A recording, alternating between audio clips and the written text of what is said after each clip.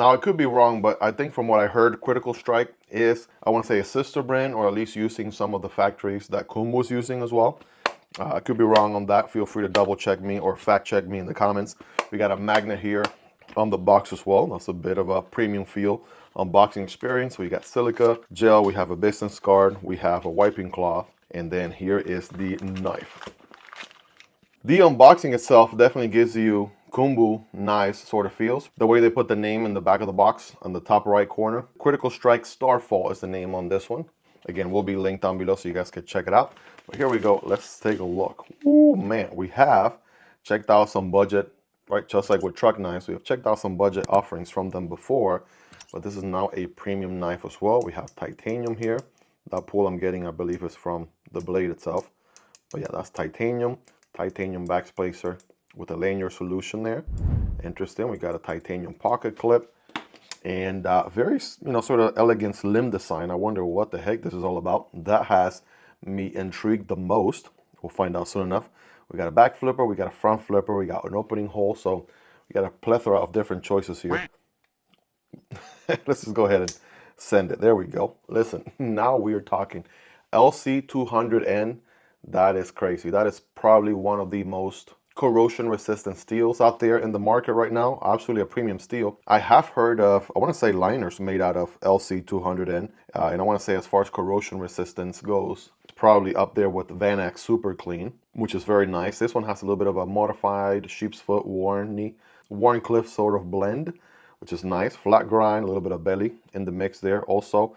How does it close? Because I don't see a liner lock or a frame lock or anything, so I'm wondering if it has to do with this lever. It doesn't go up, it only goes down. Don't want to close the knife on myself, but I can pull the lever down as such. And let's see if that does it. Okay, it might take some breaking in. I can deploy using the lever, but okay, there we go.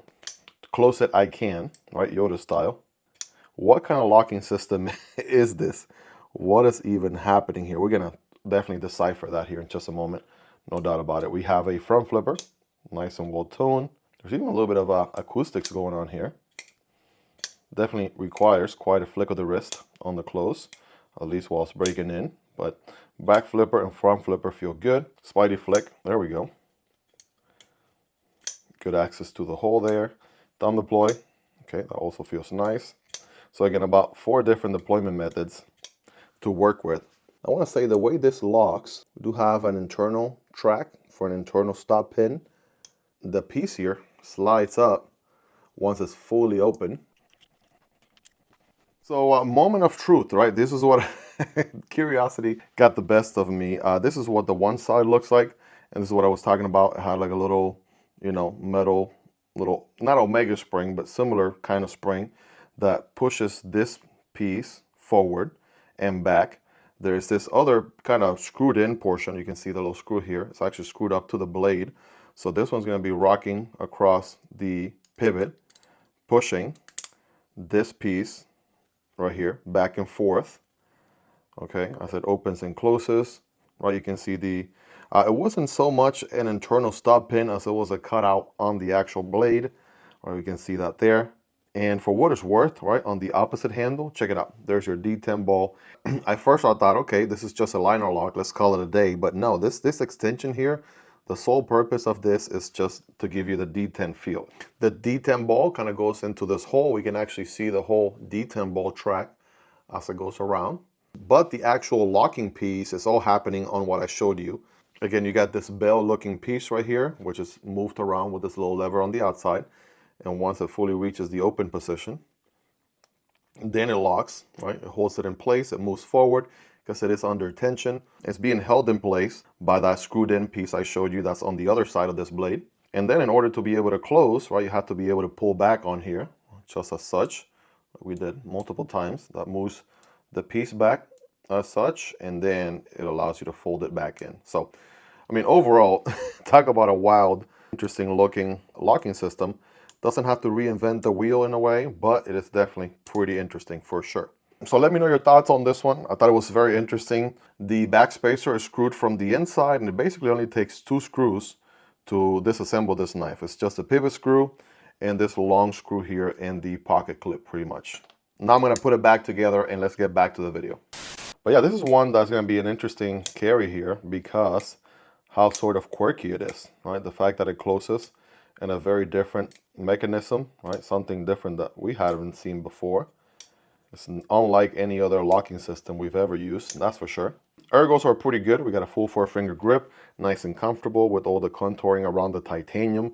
We even have a little bit of a see-through design here with some speed holes and some pill-shaped holes that are absolutely see-through on the other side as well. A little bit of an insert here on the pocket clip if you want to do a tritium. Glow-in-the-dark little insert right there, you can. It's a nice little touch.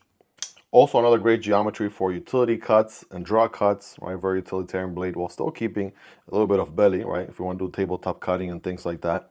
Still manages to be pretty light, nice and lightweight.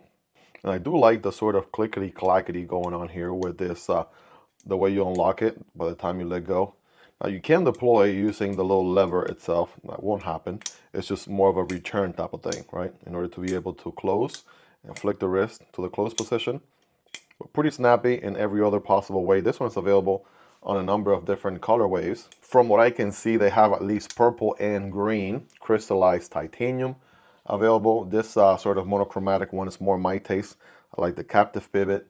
Very minimal branding on this one. You can tell it's a premium version of the knife because there is no critical strike branding anywhere. Pretty billboard free, which is nice. Love to see it. And a very quirky and interesting folding knife to say the least. The Starfall from Critical Knives.